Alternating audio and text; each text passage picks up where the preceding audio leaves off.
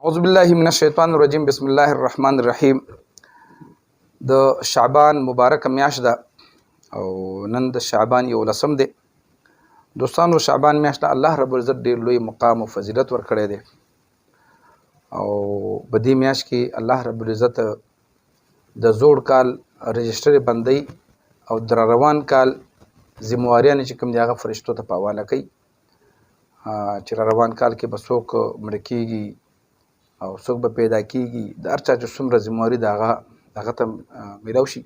حدیث شریف کې راځي چې په دې میاشت کې به یو سړی به خپل پټي کې به لګي کاربنده به کوي، یو سړی به د هغه به واده یو سړی به د هغه به کور ته بچی را رواني او د هغه نوم به په د مړو په لیست کې لیکل شوی.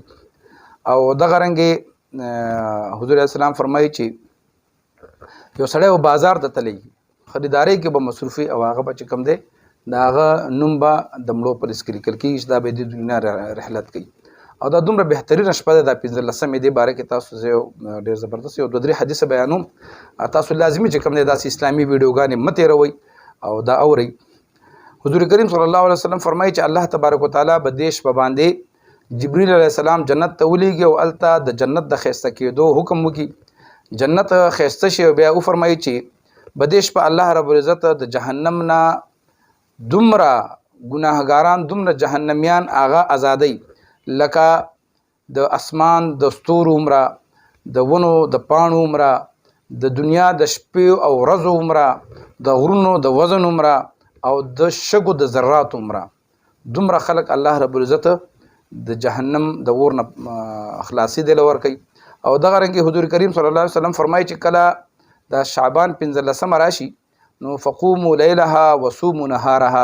تاسو چې کوم دی د شپې عبادت وکئ او د ورځې چې کوم دی روژه ونیسئ، ځکه چې الله تبارک وتعالی به دې شپه باندې اسمان د دنیا ته د خپل شان مطابق را نازل شي د نور پرېوتو نه پس. نور چې کوم دی حدیثو کې څومره راځي نو هغه پښمني ټایم کې، خو په دې شپه باندې په 15 د رمضان باندې شعبان باندې الله رب العزت اسمان د ځمکې ته را نازل شو، اواز کوي په خپلو بندګانو باندې چې الا من مستغفر لی فاغفر له. څوک شته دی چې ما نه طلب د بخښنې وغواړي چې زه معاف کړمه. دغه رنګې څوک شته دی چې ما نه رزق وغواړي چې زه وله رزق ورکړمه. د څوک شته دی چې څه په امتحان کې وي څه مصیبت کې وي چې هغې نه وله زه عافیت ورکړم، هغه امتحان ته لرې کړم. الا کذا الا کذا دا اواز مختلف اوازونه الله رب خپل بندگانو ته کوي حتی یطلع الفجر، تر دې پورې چې سحر راوخیږي. دې پورې الله رب خپل بندگانو ته اواز کوي. نو چې الله رب عزت په خپله مونږ ته اواز کوي چې ځان را باندې وبخئ او مونږ خوبونه کوو.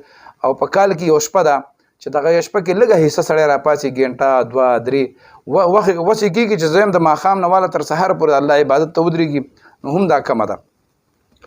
دغه رنګې حدیث مبارک د دې شپه باره کې راځي چې الله رب عزت په دغه شپه باندې اواز کوي او دغه اوازونه کوي چې څوک بخښنې والا رزق والا څوک سوال والا شته دی نو ارسه به ورکړی کېږي. خو الا زانیه بفرجها او مشرکن، یو به مشرک او زناکاره ښځه چې کوم دی دوی ته به مغفرت نه کېږي. بعض ځای کې داسې هم راغلي بعضو کې چې شراب څکلو والا عادي زناکار د پلار او مور نافرمان هغوی ته به څه نه ورکړی کېږي. او دې باره کې یو ډېر بهترین ښایسته حدیث درته بیانوم چې حضور کریم صلی الله علیه وسلم فرمایي چې چا به دې شپه باندې 100 رکعاته لمونځ وکړو، 100 رکعاته نفل یې وکړو نو الله رب العزت 100 فرشتې دته را نازلې کړي د ده دپاره. 10 چې کوم دي دا به دته د جنت زیری ورکوي او 10 چې کوم دي دا به د جهنم د اور نه بچ کوي او 10 چې کوم دي دا به د دنیا د آفاتونو نه بچ کوي او 10 چې کوم دي دا به د شیطان د فریب او د دوکې نه بچ کوي. نو دوستانو ښایسته شپه ده، په دې کې راپاسئ او انسان ډېر کمزوری دی، ګناهونه ته کېږي او شوي دي رانه. موږ ټول نه داسې انسان د پیغمبرانو نه علاوه بل څوک داسې څوک نشي چې هغه د ګناه نه او د خطا نه پاک وي. نو الله رب عزت باندې چې خپل د ټول کال بخښنه کوي صرف د الله د رضا دپاره راپاسئ چې یا الله ته خالق ته مالک. موږ ته څه وخت کې مرګ راتلی شي نو دغه یو شپه د تهجد لمونځ هم وکئ، د شپې به دغه هم وکئ، پښمنۍ به هم وکئ او سبا به روژه هم ونیسئ. کال کې یوه شپه د دې اهتمام وکئ ټول عالم اسلام ته پکې دعا وکړئ، خپلو مړو ته پکې دعا وکړئ، خپلو بچو ته پکې دعا وکړئ، د اسلام شهیدانو ته پکې دعا وکړئ.